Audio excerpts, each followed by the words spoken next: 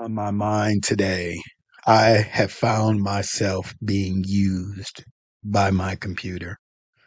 My career is in information technology, but even beyond that, so much of my work and family day to day happens from a computer.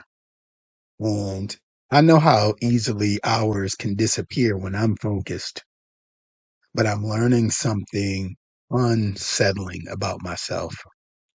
I can sit at a computer for hours. I can ignore hunger, ignore a full bladder. I will even cancel plans if I'm in the middle of working on something.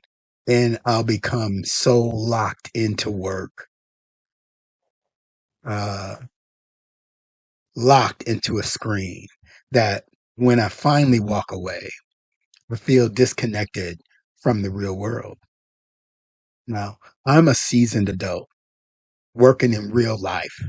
So I have to ask, what is this doing to a young mind that's still developing?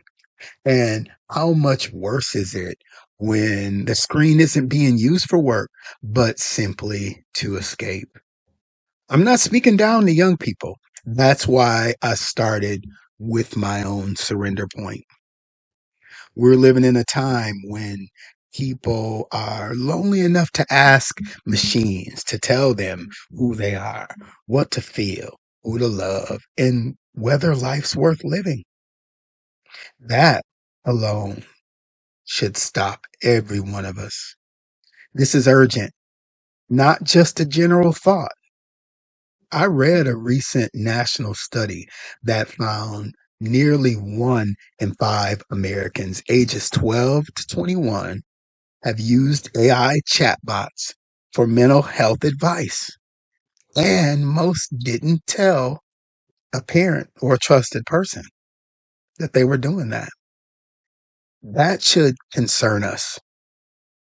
You may have heard institutions have raised concerns about misleading or unsafe responses. And this is happening in emotionally vulnerable situations for kids. What's on my mind today is a strong call to protect human connection and refuse to outsource the deepest parts of us, our souls. Screens aren't evil, but anything can become a master when it begins displacing what God calls us to steward, right? The question isn't only how much screen time do I have? There's a deeper question, which is what is my screen taking from me? Is it taking my attention? Is it taking my sleep? Is it taking my relationships? Is it taking my ability to be still before God? My appetite for the real people sitting in the room with me? We've had guidance that emphasized looking beyond a fixed number of hours to the quality of digital use and what it crowds out, like sleep, physical activity, family time, and healthy routines. We know that adult coaching for children and limits are important because problematic use for anyone can interfere with responsibilities and routines. I'm a witness of that. A tool is a blessing when it serves your assignment, but it becomes dangerous when it starts shaping your appetite, directing your attention, directing your attention, directing your attention, and replacing counsel, connection, prayer in the presence of God. It's more than just a distraction. It's dangerous when it's directing your attention. 1 Corinthians 6:12.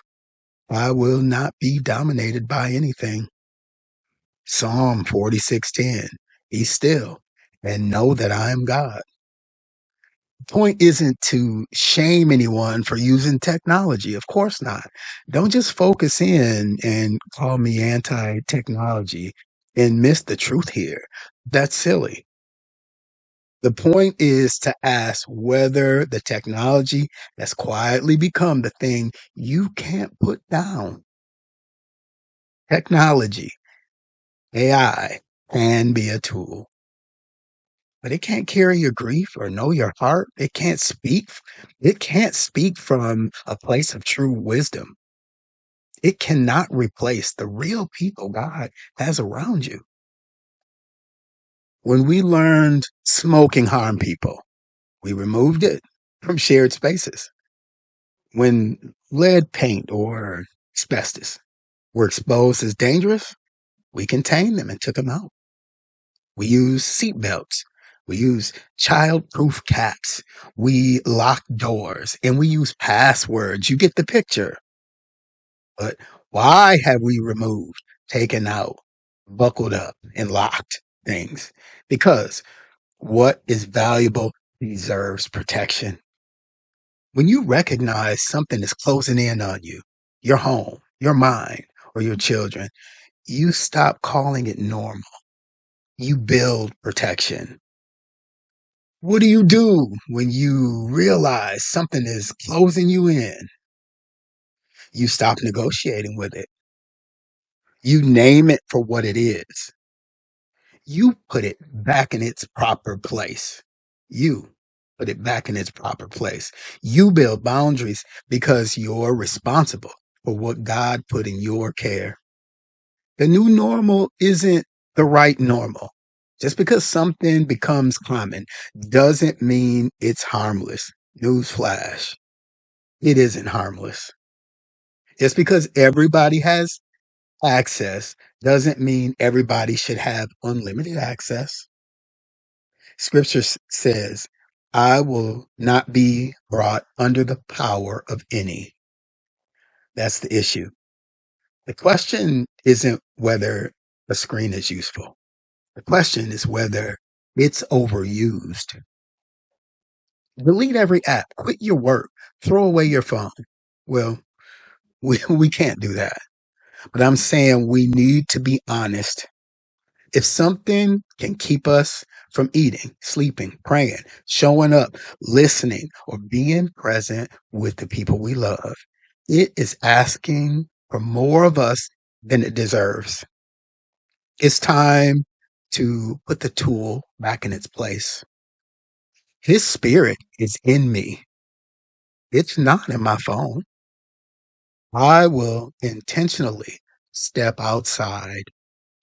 I'll look someone in the eye. I'll eat a meal. I'll pray before I scroll. And most of all, I'll let my grandchildren see me put the screen down at the end of a shift. My life, your life, our lives with God and people are too valuable to numb out in front of a glowing screen.